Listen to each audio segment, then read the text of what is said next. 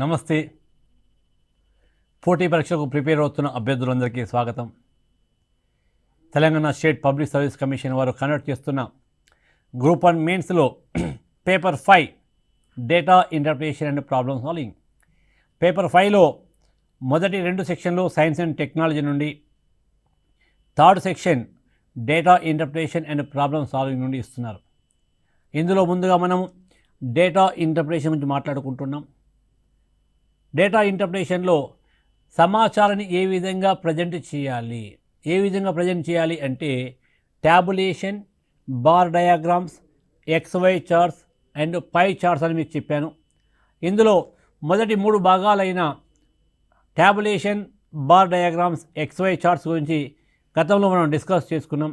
ఈరోజు పై చార్ట్స్ గురించి మాట్లాడుకుందాం. Pie charts. So what is the meaning of pie? మనకు ఫర్ ఎగ్జాంపుల్ ఇప్పుడు మనకు మ్యాథ్స్ గురించి మనకి ఏమీ తెలియదు అనుకుందాం. మ్యాథమెటిక్స్ గురించి plus, minus, into, divide by, కూడికాది ఏది మనకు తెలియదు. ఇప్పుడు చెప్పండి, పై యొక్క మీనింగ్ ఏంటి? పై అంటే అర్థం ఏంటి అంటే, ఇంత చెప్పిన తర్వాత కూడా కొంతమంది మ్యాథ్స్లో పై అంటే ఒక సింబల్ సార్ అని అంటూ ఉంటారు. ముందు మ్యాథ్స్ అనే విషయం పక్కన పెట్టండి. మ్యాథ్స్ మనకు ఏమీ రాదు అనుకుందాం. మ్యాథ్స్లో ఉండే ఏ ఒక్క పదం మనకు తెలియదు అనుకుందాం. ఇప్పుడు చెప్పండి, పై యొక్క మీనింగ్ ఏంటి? మీరు ఒకసారి మీ డిక్షనరీ ఓపెన్ చేసి పై యొక్క మీనింగ్ ఏంటి అని చూస్తే అందులో దాని యొక్క మీనింగ్ ఏంటి అంటే, pie is a one sweet bakery item which is in circle shape. Pie అంటే వృత్తాకారంలో ఉన్న ఒక స్వీట్ ఐటమ్ అండి. వృత్తాకారంలో ఉన్న ఒక స్వీట్ ఐటమ్. సో మనకు ఈ పై చార్ట్స్ అన్నీ కూడా సర్కిల్ షేప్లో ఉంటాయి, వృత్తాకారంలో ఉంటాయి. కాబట్టి వీటిని మనము పై చార్ట్స్ అంటున్నాము. మళ్ళీ చూడండి, పై అంటే ఒక స్వీట్ బేకరీ ఐటెం. సో జనరల్గా ఈ పై చార్ట్స్ అన్నీ కూడా మనకు వృత్తాకారంలో ఉంటాయి కాబట్టి వీటిని మనం పై చార్ట్స్ అంటున్నాము. సో ఇప్పుడు ముందుగా మనకు కావాల్సింది ఏంటంటే, పై చార్ట్స్ అనేది ఏ విధంగా ఉంటుంది? ఒక సర్కిల్ షేప్లో ఇచ్చి దీన్ని మనము కొన్ని సెక్టార్స్గా డివైడ్ చేసుకోవడం జరుగుతుంది.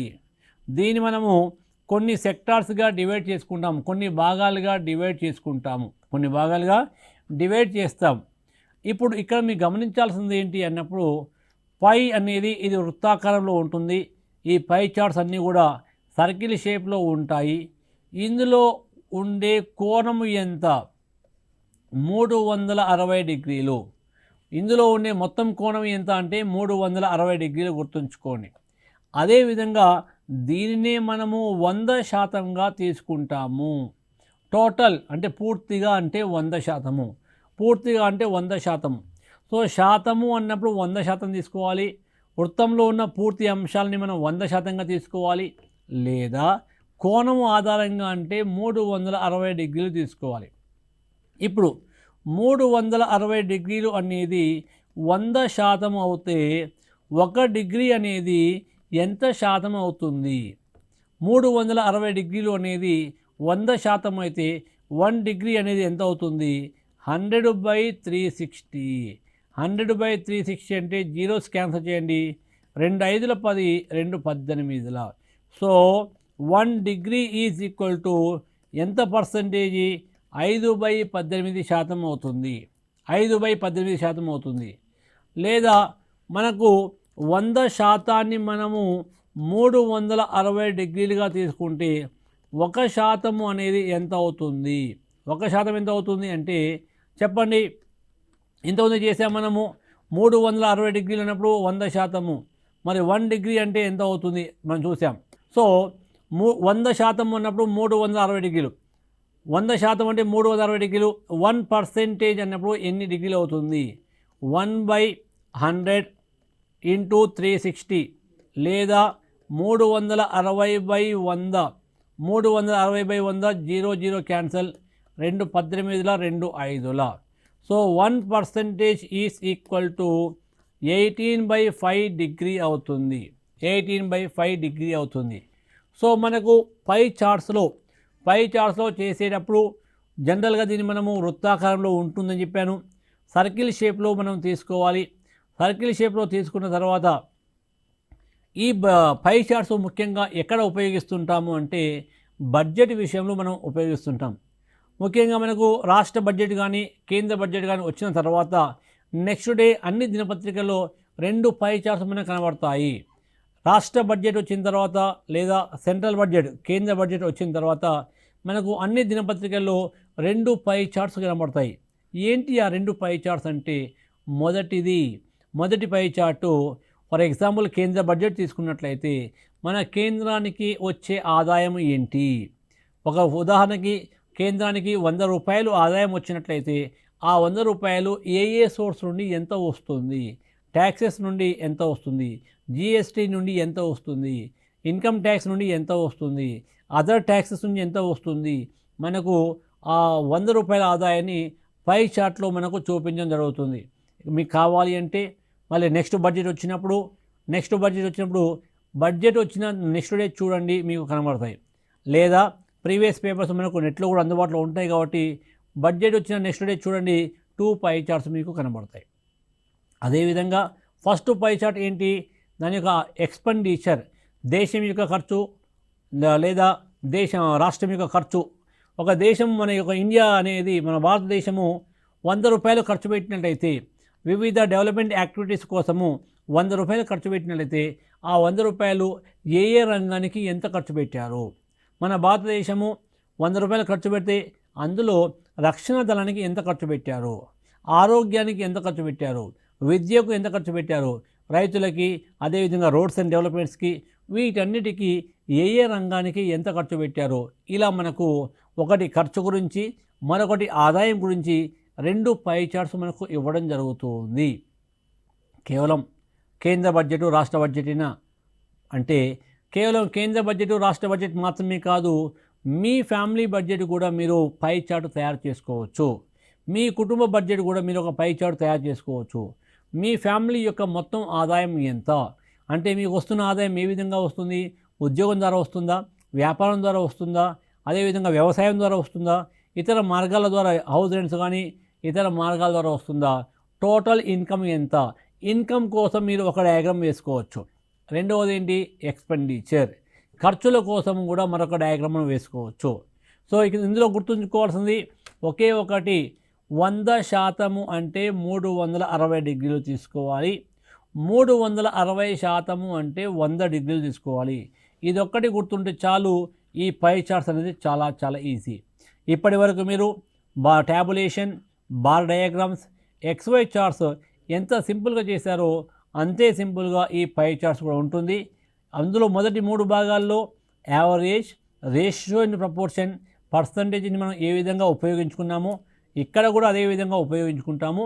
కాకపోతే ఇందులో కొంచెం అదనంగా గుర్తుంచుకోవాల్సింది ఏంటిది, 100% is equal to 360 degree or 360 degree is equal to 100%. ఈ యొక్క వాక్యాన్ని, ఈ యొక్క కీ పాయింట్ని మీరు ఎక్స్ట్రా గుర్తుంచుకుంటే total pi charts is very easy. Pi charts అనేది చాలా సులభంగా ఉంటుంది. ఇప్పుడు ఒక ప్రశ్న చూద్దాం. ఈ పై చార్ట్ నుండి క్వశ్చన్లు ఏ విధంగా వస్తాయో ఒక ప్రశ్న మనం చూద్దాం. పై చార్ట్ చూద్దాం. ఇందులో ఒక వ్యక్తి ఉదాహరణకి రఘు అనే ఒక వ్యక్తి యొక్క మంత్లీ బడ్జెట్ ఏ విధంగా ఉంది, రఘు అనే ఒక వ్యక్తి యొక్క నెలసరి బడ్జెట్ ఏ విధంగా ఉంది, అతనికి ఎవరి మంత్ కొంత ఆదాయం వస్తుంది, శాలరీ రూపంలో కొంత వచ్చినప్పుడు ఆ వచ్చిన శాలరీని అతను ఏ విధంగా ఖర్చు పెడుతున్నాడు. అంటే అతనికి వచ్చిన ఖర్చులో 20% హౌస్ రెంట్ కోసము కేటాయించడం జరిగింది. అంటే మ్యాక్సిమం ఎక్స్పెండిచర్ హౌస్ రెంట్కి వెళ్తుంది. అదేవిధంగా మరొక 20% చిల్డ్రన్స్ ఎడ్యుకేషన్ అంటే పిల్లల చదువుల ఖర్చు కోసం కూడా. ఈరోజు చిల్డ్రన్స్ ఎడ్యుకేషన్ అనేది మేజర్ ఎక్స్పెండిచర్ అయింది. సో చిల్డ్రన్స్ ఎడ్యుకేషన్ కోసము 20% ఖర్చు పెట్టడం జరుగుతూ ఉంది. అదేవిధంగా 10% ప్రతి నెల తనకు వచ్చిన ఆదాయంలో 10% లోన్స్, వివిధ బ్యాంకులలో ఉన్న లోన్స్ కానీ ఈఎంఐలు కానీ వాటిని పే చేయడానికి అతను వాడుతూ ఉన్నాడు. నెక్స్ట్ వన్ ఇందులో ఒక 15% గ్రాసరీస్ కోసము 15% గ్రాసరీస్ కోసము వాడుతున్నాడు. ఏంటి గ్రాసరీస్? తన ఇంటికి కావలసిన వస్తువులు, కిరాణం, జనరల్ వాటి కోసం ఒక 15% వాడడం జరుగుతుంది. దెన్ నెక్స్ట్ వన్, మరొక 5% ఈరోజు ఎప్పుడైతే కరోనా అనేది వచ్చిందో అప్పటి నుండి చాలామందికి ఆరోగ్యం మీద శ్రద్ధ అనేది పెరిగింది కాబట్టి తనకు వచ్చిన అమౌంట్లో 5% హెల్త్ పర్పస్లో ఆరోగ్యం కోసం కూడా కేటాయించడం జరుగుతూ ఉంది. 5% ఆరోగ్యం కోసం కేటాయించాడు. దెన్ నెక్స్ట్ వన్, ఇందులో మరొక 15% మరొక 15% అదర్ ఎక్స్పెండిచర్ ఇతర ఖర్చుల కోసము వాడుతూ ఉన్నాడు. సో దెన్ నెక్స్ట్ వన్, మరొక 15% సేవింగ్స్ కోసము మరో 15% వాడుతూ ఉన్నాడు. సో ఇది అతని యొక్క మంత్లీ బడ్జెట్. సో రఘు అనే ఒక వ్యక్తి యొక్క మంత్లీ బడ్జెట్ మనకు ఈ పై చార్ట్లో ఇవ్వడం జరిగింది. ఉదాహరణకి రఘుకి మంత్లీ శాలరీ 100 రూపాయలు అనుకుందాం. నెలకి 100 రూపాయల శాలరీ వస్తున్నట్లయితే ఆ 100 రూపాయలలో 20 రూపాయలని ఇంటి అద్దె కట్టడానికి, 20 రూపాయలని తన పిల్లల చదువుల కోసము, 10 రూపాయలని బ్యాంకులలో లోన్లు, ఈఎంఐలు కట్టడానికి, 15 రూపాయలని తన ఇంటి వస్తువుల కోసము, అదేవిధంగా 5 రూపాయలని ఆరోగ్యం కోసము, 15 రూపాయలని ఇతర ఖర్చులు అంటే ఖర్చులలో కేవలం గ్రాసరీస్ మాత్రమే కాదు. అంటే ఇంటికి కావాల్సిన వస్తువులు మాత్రమే కాదు, పవర్ బిల్ ఉంటుంది, వాటర్ బిల్ ఉంటుంది, నెట్ బిల్ ఉంటుంది, ట్రాన్స్పోర్ట్ ఉంటుంది, ఇలా ఇంకా తెలియకుండా ఎన్నో ఖర్చులు ఉంటాయి. కాబట్టి వాటన్నిటి కోసము 15% కేటాయించాడు. చివరగా మిగిలిన 15% తన సేవింగ్స్ కోసం కేటాయించడం జరిగింది. ఇప్పుడు దీని మీద క్వశ్చన్ ఏ విధంగా అడగవచ్చు అంటే చూడండి, ఉదాహరణకి రఘు ప్రతి నెల 8,000 రూపాయలని హెల్త్ కోసం కేటాయించినట్లయితే, ప్రతి నెల 8,000 రూపాయలని హెల్త్ కోసం, ఆరోగ్యం కోసం కేటాయించినట్లయితే తన పిల్లల చదువుల కోసము సంవత్సరానికి ఎంత కేటాయిస్తున్నాడు? అది ప్రశ్న. ఒక వ్యక్తి, రఘు అనే వ్యక్తి ప్రతి నెల తన కుటుంబం యొక్క హెల్త్ కోసము 8,000 కేటాయిస్తున్నట్లయితే తన పిల్లల చదువుల కోసము సంవత్సరానికి ఎంత కేటాయిస్తున్నాడు? ఈ ప్రశ్న మనం ఏ విధంగా చేయాలి? హెల్త్ కోసం మన డయాగ్రామ్లో ఏమి ఇచ్చారు? మనకు ఎంత శాతం ఇచ్చారు? హెల్త్ 5% ఇవ్వడం జరిగింది. డయాగ్రామ్ ఒకసారి చూడండి. ఈ డయాగ్రామ్లో మనకు ఆరోగ్యం కోసము 5% ఇవ్వడం జరిగింది. అంటే 5% అనేది 8,000 రూపాయలు. మరి పిల్లల చదువుల గురించి అడిగారు కాబట్టి పిల్లల చదువు ఎంత పర్సెంటేజ్ ఇచ్చారు? 20% ఇవ్వడం జరిగింది. సో 20% ఎంత? 5% 8,000 రూపాయలు అయితే పిల్లల చదువులు 20% ఎంత అవుతుంది? ఎప్పుడైనా మీకు ఈ విధంగా వచ్చినట్లయితే క్యాలిక్యులేషన్ ఏ విధంగా చేయాలి అంటే మీకు ఆల్రెడీ గతంలో చెప్పాను, ఆ ఫార్ములా గుర్తుంచుకోండి. Down value by up value into right side value. మళ్ళీ వినండి, 5% = 8,000 అయితే 20% వాల్యూ ఎంత? ఇలాంటివి వచ్చినప్పుడు మనం ఏం చేయాలి? Down value by up value into right side value. So చేయండి, 20/5 ఇంటూ 8,000. దీన్ని మీరు సింప్లిఫై చేసినట్లయితే 5 1 5, 5 4 20. సో 4 ఇంటూ 8,000 ఎంత అవుతుంది అంటే 4 ఇంటూ 8,000 ఎంత? 32,000. అంటే 4 32. నెలకి 32,000 రూపాయలు తన పిల్లల చదువుల కోసము ఖర్చు పెడుతున్నాడు. కానీ క్వశ్చన్ ఏమడిగారు? రఘు అనే వ్యక్తి నెలకి 8,000 రూపాయలని తన కుటుంబం ఆరోగ్యం కోసం కేటాయించినట్లయితే సంవత్సరానికి తన పిల్లల చదువుల కోసం ఎంత కేటాయిస్తున్నారు? నెలకు అని అడగలేదు. మీకు క్వశ్చన్లో ప్రతి వర్డ్ కూడా ఇంపార్టెంటే. ఏ ఒక్క వర్డ్ని మీరు నెగ్లెక్ట్ చేయకూడదు. డేటా ఇంటర్ప్రిటేషన్లో మీరు ప్రతి వర్డ్ని జాగ్రత్తగా చూడాలి. ఏ ఒక్క వర్డ్ని మిస్ చేసినా కూడా మన ఆన్సర్ మారిపోయే అవకాశం ఉంటుంది. ఇప్పుడు ఈ క్వశ్చన్లో తన పిల్లల చదువుల కోసం ఎంత కేటాయించారు అని అడిగారు అనుకోండి, 32,000 మీకు ఆన్సర్ వచ్చింది. ఆప్షన్ ఏ 32,000 ఉంటుంది. ఏ పెడితే తప్పు అవుతుంది.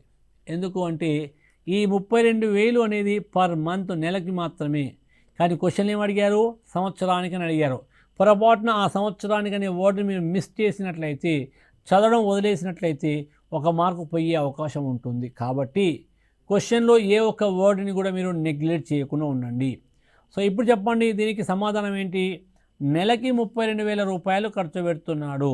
కానీ క్వశ్చన్ ఏమడిగారు, తన పిల్లల చదువుల కోసము సంవత్సరానికి ఎంత ఖర్చు పెడుతున్నారు అన్నారు. అంటే సంవత్సరం అన్నప్పుడు నెలకి 32,000, 1 ఇయర్ అంటే 12 మంత్స్ ఎంత? ఈ 32,000ని 12 చేత గుణించండి. 12 2 24 2 క్యారీ. 12 ముళ్ళ 36 ప్లస్ 2 38. సో 32 × 18 12 384. చివర 3 సున్నాలు రాయండి. తన పిల్లల చదువుల కోసము సంవత్సరానికి ఎంత ఖర్చు చేస్తున్నాడు? 3,84,000 రూపాయలు ఖర్చు చేయడం జరుగుతుంది. 3,84,000 రూపాయలు ఖర్చు చేస్తున్నారు. నెక్స్ట్ క్వశ్చన్ రాయండి. సెకండ్ క్వశ్చన్ రాయండి. రెండవ ప్రశ్న, ఇందులో ఈ పై చార్ట్స్ మీద అడుగుతున్న రెండవ ప్రశ్న చూడండి. సెకండ్ క్వశ్చన్, రఘు అనే వ్యక్తి నెలకి 12,000 రూపాయలు లోన్లు పే చేస్తున్నట్లయితే, నెలకి 12,000 రూపాయలు లోన్ పే చేస్తున్నట్లయితే సంవత్సరానికి ఇతర ఖర్చుల కోసము ఎంత కేటాయిస్తున్నాడు? ఇతర ఖర్చుల కోసము సంవత్సరానికి ఎంత కేటాయిస్తున్నాడు? ఇది క్వశ్చన్. మనకు లోన్లు ఇచ్చారు అంటే ఎవరి మంత్ అతను లోన్ల కోసము, ఈఎంఐల కోసము 12,000 ఖర్చు పెడుతున్నాడు. లోన్ అంటే మనకు ఎంత పర్సంటేజ్ ఇచ్చారు? డయాగ్రామ్లో 10% ఇవ్వడం జరిగింది. అంటే 10% అనేది ఎంత అవుతుంది? 12,000 రూపాయలు. 10% 12,000 రూపాయలు అయితే ఇతర ఖర్చుల కోసం ఎంత కేటాయిస్తున్నాడు? అదర్ ఎక్స్పెండిచర్ మనకు డయాగ్రామ్ ఇచ్చారు, 15% అని ఇవ్వడం జరిగింది. Other expenditure 15%. 10% 12,000 అయితే 15% ఎంత? ఇలాంటి క్వశ్చన్ వచ్చినా మీకు ఏం చెప్పాను? Down value by up value into right side value చేయండి. సో ఇప్పుడు 15% కావాలి కాబట్టి down value 15 by up value 10 into right side value 12,000. ఇక్కడ 0 0 క్యాన్సిల్ చేశాము. 15 × 1200. 15 × 1200 పెద్ద నెంబర్ అనిపిస్తుంది. 1200 చివరి 2 సున్నాలు వదిలేయండి. ముందు 15 × 12 చేయండి. వచ్చే దానికి చివర 2 zeros మనం యాడ్ చేసుకుని సరిపోతుంది. 15 × 12 చేయండి. ఎలా చేయాలి? మీ మైండ్లో చేయాలి. ఏ విధంగా మల్టిప్లై చేయాలి? 12ని 2 పార్ట్స్గా డివైడ్ చేయండి. స్ప్లిట్ అండ్ మెర్జ్ మెథడ్ అంటాం దీన్ని. స్ప్లిట్ అండ్ మెర్జ్ మెథడ్, విడగొట్టి కలపడము. 12ని మనం 2 భాగాలుగా డివైడ్ చేస్తే 10 + 2 అవుతుంది.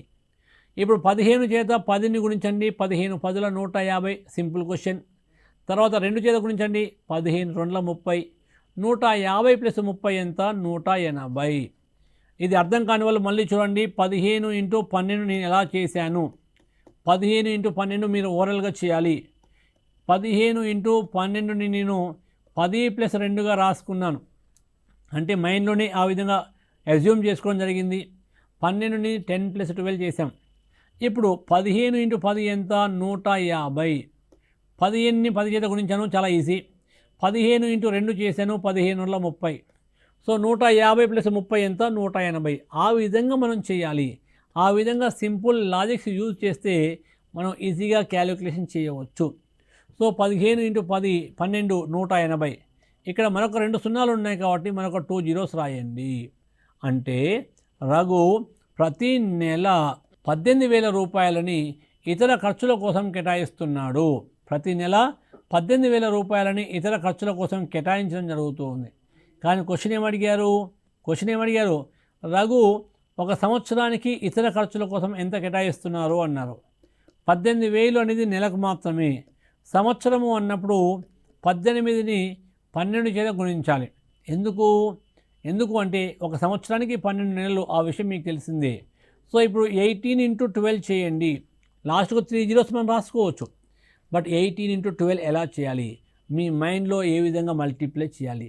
Simple technique, split and merge method. ఇప్పుడే చెప్పాను. 18 ఇంటూ 12 అన్నప్పుడు 12ని 2 పార్ట్స్గా డివైడ్ చేయండి. మొదటిది 10, రెండవది 2. 12ని ఎలా రాస్తున్నాము, 10 + 2గా రాస్తున్నాము. సో 18 ఇంటూ 12 అన్నప్పుడు మీకు అర్థం కావడం కొంచెం రాస్తున్నాను, కానీ ఎప్పుడైనా ఆ విధంగా చేయకండి, మీ మైండ్లోనే చేయండి. 18 ఇంటూ 12ని 10 + 2గా రాస్తున్నాను. 18 10ల 180, 18 2ల 36, 180 + 36 ఎంత అవుతుంది, 216. చివర 3 సున్నాలు ఉన్నాయి కాబట్టి 3 సున్నాలు రాసాము. సో అతను ఇతర ఖర్చుల కోసము ఒక సంవత్సరానికి ఎంత ఖర్చు చేస్తున్నాడు అంటే 2,16,000 రూపాయలు అవుతుంది. 2,16,000 రూపాయలు అవుతుంది. సో ఈ విధంగా చేయాలి. ఇందులో పై చార్ట్ సంబంధించి మరొక క్వశ్చన్ చూద్దాం. థర్డ్ క్వశ్చన్ రాయండి. రఘు ప్రతి నెల 18,000 రూపాయలని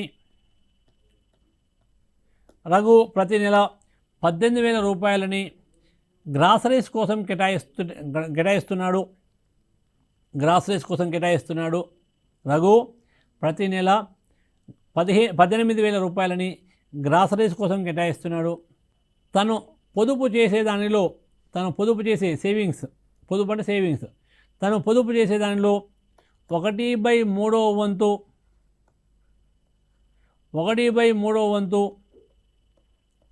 మ్యూచువల్ ఫండ్స్లో పెట్టుబడి పెడుతున్నాడు. 1/3 వంతు మ్యూచువల్ ఫండ్స్లో పెట్టుబడి పెడుతున్నాడు. అయితే అతను ఒక సంవత్సరంలో మ్యూచువల్ ఫండ్స్లో పెట్టిన పెట్టుబడి ఎంత? ఇలాంటి క్వశ్చన్లు గతంలో అడగడం జరిగింది. ఇలాంటి ప్రశ్నలు గతంలో అడిగారు.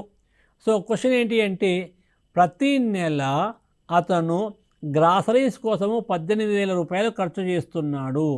గ్రాసరీస్ అంటే 15%. 15% అంటే 18,000 కేటాయిస్తున్నాడు. మరి సేవింగ్స్ ఎంత? సేవింగ్స్ కూడా 15%. సో మొదట 15% 18,000 కాబట్టి ప్రతి నెల సేవింగ్స్ కూడా 18,000 సేవ్ చేస్తున్నాడు. ఎక్కడ సేవ్ చేస్తున్నాడు అంటే వివిధ మార్గాల్లో సేవ్ చేయవచ్చు. ల్యాండింగ్ రూపంలో కానీ, గోల్డ్ రూపంలో కానీ, లేదా మ్యూచువల్ ఫండ్స్ రూపంలో కానీ, షేర్స్ కానీ, ఆ విధంగా సేవ్ చేస్తున్నాడు. అలా సేవ్ చేస్తున్న అమౌంట్లో 1/3 వంతు మ్యూచువల్ ఫండ్స్లో ఇన్వెస్ట్ చేస్తున్నాడు. అంటే మ్యూచువల్ ఫండ్స్లో ప్రతి నెల ఎంత ఇన్వెస్ట్ చేస్తున్నాడు? 1/3 వంతు. ఎందులో 1/3 వంతు? సేవింగ్స్లో 1/3 వంతు. ప్రతి నెల ఎంత సేవ్ చేస్తున్నాడు? 18,000. అంటే 18,000లో 3వ వంతు అంటే 1/3 ఇంటూ 18,000. 3 6ల 18, చివర 3 సున్నాలు. అంటే ప్రతి నెల అతను 6,000 రూపాయలు మ్యూచువల్ ఫండ్స్లో ఇన్వెస్ట్ చేస్తున్నాడు. 6,000 రూపాయలు మ్యూచువల్ ఫండ్స్లో ఇన్వెస్ట్ చేస్తున్నాడు. క్వశ్చన్ ఏమడిగారు? ఒక సంవత్సర కాలంలో అతను సేవ్ చేస్తున్న అమౌంట్ ఎంత అంటే, నెలకి 6,000 కాబట్టి సంవత్సరానికి అంటే 6,000 ఇంటూ 12 చేయండి. 12 6ల 72. 12 6ల 72. సో 72,000 రూపాయలని అతను సంవత్సరానికి 72,000 రూపాయలని మ్యూచువల్ ఫండ్స్లో ఇన్వెస్ట్ చేయడం జరుగుతుంది. సో ఈ విధంగా మీరు 1 by 1 క్యాలిక్యులేషన్ ద్వారా ప్రతి క్వశ్చన్కి ఆన్సర్ ఫైండ్ అవుట్ చేయాల్సిందే. ఇప్పటివరకు మనం చేస్తున్న ప్రశ్న, ఏ ప్రశ్న మీరు చూసినా కూడా ప్రతి క్వశ్చన్కి ఆన్సర్ అనేది 2 లైన్స్, 3 లైన్స్, 4 లైన్స్ అంతకన్నా ఎక్కువగా లేదు. ఎందుకంటే ఇవన్నీ కూడా 2 మార్కుల ప్రశ్నలు. మనకు ట్యాబులేషన్ కానీ, బార్ డయాగ్రామ్ కానీ, XY చార్ట్ కానీ, పై చార్ట్ కానీ ఇస్తే దాని కింద 5 ప్రశ్నలు ఇవ్వడం జరుగుతుంది. ప్రతి ప్రశ్నకి 2 మార్కులు ఉంటాయి కాబట్టి సో మీరు క్లియర్గా ఎక్స్ప్లెనేషన్ రాయడానికి మీకు 2 to 4 లైన్స్ ఆర్ 5 లైన్స్ ఉంటుంది. అలా రాయడం వల్ల మీకు 2కి 2 మార్క్స్ వచ్చే అవకాశం ఉంటుంది. నెక్స్ట్ క్వశ్చన్ రాయండి. 4th క్వశ్చన్ రాయండి. ఇందులో పై చార్ట్ సంబంధించి మరో క్వశ్చన్. పైన ఇచ్చిన పై చార్టులో, ఇందులో ఇచ్చిన పై చార్టులో అదర్ ఎక్స్పెండిచర్ కోసము ఎంత కోణాన్ని కేటాయించవచ్చు? అదర్ ఎక్స్పెండిచర్ కోసము ఎంత కోణాన్ని కేటాయించవచ్చు, అదర్ ఎక్స్పెండిచర్ కోసము ఎంత కోణాన్ని కేటాయించవచ్చు. చూడండి, అదర్ ఎక్స్పెండిచర్ కోసం కోణాన్ని అన్నాం. జనరల్గా మీకు ఫస్టే చెప్పాను, ఈ పై చార్ట్స్లో 100% అంటే 360 డిగ్రీలు అన్నాను. ఈ పై చార్ట్స్ అన్నీ కూడా వృత్తాకారంలో ఉంటాయి. వృత్తంలో కోణాల మొత్తం మీ అందరికీ తెలిసిందే. వృత్తంలో కోణాల మొత్తం ఎంత? 360 డిగ్రీలు ఉంటుంది. సో 100% అంటే 360 డిగ్రీలు. కానీ క్వశ్చన్ ఏమి ఇచ్చారు? అదర్ ఎక్స్పెండిచర్ కోసము ఎంత యాంగిల్ని కేటాయించవచ్చు. అదర్ ఎక్స్పెండిచర్ అనేది 15% మనకు ఇవ్వడం జరిగింది. అంటే 15% ఎంత? 100%కి మనం 360 డిగ్రీలు ఇచ్చాము. 100%కి 360 డిగ్రీలు ఇస్తే 15%కి ఎన్ని డిగ్రీలు మనం కేటాయించాలి? ఈ విధంగా వస్తే ఏం చేయాలి? ఆల్రెడీ మీకు ఇప్పుడు ఎన్నోసార్లు చెప్పాను. 100%కి 360 డిగ్రీలు అయితే 15%కి ఎంత అన్నప్పుడు ఎప్పుడైనా క్యాలిక్యులేషన్ మీకు ఈ విధంగా వచ్చినట్లయితే down value by up value into right side value.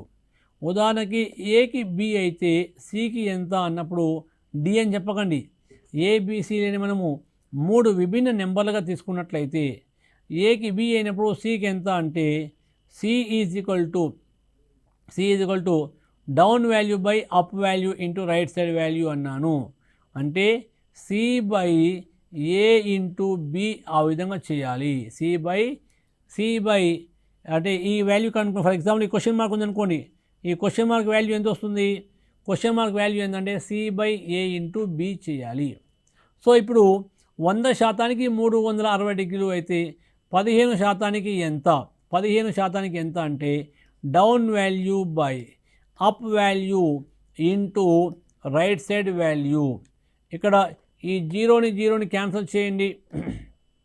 0 cancel అవుతుంది. 5 ముళ్ళ 15, 5 రెండ్ల 10, 2 1 2, 2 18 36. సో 3 ఇంటూ 18 ఎంత అంటే 54. సో సెంట్రల్ యాంగిల్ కోసము అదర్ ఎక్స్పెండిచర్ కోసము సెంట్రల్ యాంగిల్ ఎంత ఉండాలి అంటే 54 డిగ్రీలు ఉండాలి. 54 డిగ్రీలు ఉండాలి. ఇప్పుడు ఒక క్వశ్చన్ అడుగుతాను, మీరు చెప్పండి. ఓరల్గా చెప్పాలి. పేపరు పెన్ను ఉపయోగించకుండా చెప్పాలి. లోన్స్ కోసము యాంగిల్ని ఎంత కేటాయించవచ్చు? లోన్స్ కోసము ఈ చిత్రంలో లోన్స్ కోసము ఎంత యాంగిల్ కేటాయించవచ్చు? మనకు ఇచ్చిన చిత్రంలో లోన్స్ అనేది 10% ఇవ్వడం జరిగింది. లోన్స్ మనకు డయాగ్రామ్ కనబడుతుంది చూడండి, 10% అని. ఈ 10% ఇచ్చారు కాబట్టి ఈ 10%కి యాంగిల్ ఎంత కేటాయించాలి? ఆల్రెడీ మనం చెప్పుకున్నాము 100% అంటే 360 డిగ్రీలు అని. మరి 10% అంటే ఎంత అవుతుంది? ఈ 360లో ఒక 0 తీసేయండి సరిపోతుంది. 36 డిగ్రీలు అవుతుంది. 36 డిగ్రీలు. సో ఈ విధంగా మనము ఈ పై చార్ట్స్లో ఉన్న ప్రశ్న మనం ఈజీగా చేయవచ్చు. ప్రశ్నలన్నీ కూడా మళ్ళీ మీరు గమనిస్తే ప్రతి ప్రశ్న కూడా average, ratio in proportion and percentages మీద మాత్రమే ఆధారపడి ఉంటున్నాయి. సో చివరిగా మనకు ఒక క్వశ్చన్ చూడండి. ఒక క్వశ్చన్, రఘు ప్రతి నెల 12,000 రూపాయలు ఇంటి అద్దె పే చేస్తున్నట్లయితే హౌస్ రెంట్ పే చేస్తున్నాడు. ప్రతి నెల 12,000 రూపాయలు ఇంటి అద్దె పే చేస్తున్నట్లయితే అతని నెలసరి వేతనం ఎంత? ప్రతి నెల అతని యొక్క ఇన్కమ్ ఎంత అని క్వశ్చన్ అడిగారు. అంటే హౌస్ రెంట్ నెలకి ఎంత పే చేస్తున్నాడు? 12,000 రూపాయలు పే చేస్తున్నాడు. హౌస్ రెంట్ ఎంత శాతము? 20%. క్వశ్చన్లో హౌస్ రెంట్ ఇవ్వడం జరిగింది 20% అని. మరి 20% అనేది 12,000. నెలసరి వేతనం ఎంత అన్నారు? నెలసరి వేతనం అన్నప్పుడు 100%గా తీసుకోవాలి. 100% ఎంత అంటే ఎలా కనుక్కోవాలి? Down value by up value into right side value. దీని గురించి మనం ఆల్రెడీ చెప్పుకున్నాం. ఎప్పుడైనా ఈ విధంగా వస్తే 20% = 12,000. What is 100%? Down value by up value into right side value చేయాలి. ఇక్కడ down value 100, up value 20 into right side value ఎంత అంటే 12,000. రైట్ సైడ్ వాల్యూ ఎంత? 12,000. దీన్ని మీరు ఇప్పుడు సింప్లిఫై చేయండి. దిస్ 0 0 క్యాన్సల్ 2 1 2 2 6 12 2 zeros ఉన్నాయి. సో అతనికి నెలసరి వేతనం ఎంత వస్తుంది? 100 × 600 100 × 600 60,000 రూపాయలు అవుతుంది. 60,000 రూపాయలు అవుతుంది. సో అతని యొక్క నెలసరి వేతనం ఎంత అంటే 60,000 రూపాయలు. అయితే ఇక మీరు గమనించాల్సింది ఏంటి, ఇప్పటికి మీకు చాలాసార్లు చెప్పాను, డేటా ఇంటర్ప్రిటేషన్లో క్వశ్చన్లు అడిగినప్పుడు ప్రతి క్వశ్చన్కి మీకు మీ యొక్క సోర్స్ ఏంటి అంటే క్వశ్చన్లో ఇచ్చిన డయాగ్రామ్ మాత్రమే తీసుకోవాలి, డయాగ్రామ్లో ఇచ్చిన విలువలు మాత్రమే తీసుకోవాలి. అంతేగాని ప్రీవియస్ క్వశ్చన్ వచ్చిన వాల్యూస్ మనం తీసుకోకూడదు. ఇప్పటివరకు ఇందులో నేను చెప్పిన క్వశ్చన్లని మీరు నోట్బుక్లో నోట్ చేసుకున్నట్లయితే కొన్ని క్వశ్చన్లు ప్రీవియస్ క్వశ్చన్కి దీనికి సంబంధం అనేది ఉండదు. ఒక్కొక్క క్వశ్చన్లో ఒక్కొక్క విధంగా వాల్యూస్ ఉంటాయి. ఇప్పుడు ఈ 5 ప్రశ్నలు మీకు చెప్పడం జరిగింది. ఈ 5 ప్రశ్నల్లో ఒక్కొక్క ప్రశ్న ఆధారంగా ఆ వ్యక్తి యొక్క శాలరీ ఎంతో మీరు కనుక్కోండి. ఆ వ్యక్తి యొక్క శాలరీ ఎంతో మీరు ఫైండ్ అవుట్ చేయండి. దీన్ని మీరు హోంవర్క్ క్వశ్చన్ అనుకోండి. అంటే మీకు ఇచ్చిన 5 క్వశ్చన్స్లో ఒక్కొక్క క్వశ్చన్ ఆధారంగా మొదటి క్వశ్చన్లో వచ్చిన డేటా ఆధారంగా అతని యొక్క వేతనం ఎంత, రెండవ ప్రశ్నలో ఇచ్చిన డేటా ఆధారంగా అతని యొక్క వేతనం ఎంత, అలా ప్రతి క్వశ్చన్ కనుక్కోండి. అన్నిట్లో ఒకే విధంగా రాదు, డిఫరెంట్గా వస్తూ ఉంటుంది. ఆ విధంగా మీరు చేయాలి. ఈ పై చార్ట్స్ గురించి మరికొన్ని ముఖ్యమైన అంశాలు ఉన్నాయి. వాటిని మీకు నెక్స్ట్ వీడియోలో అందిస్తాము. రెగ్యులర్గా ప్రాక్టీస్ చేస్తూనే ఉండండి. విజయ పదన పయనించండి. Thank you.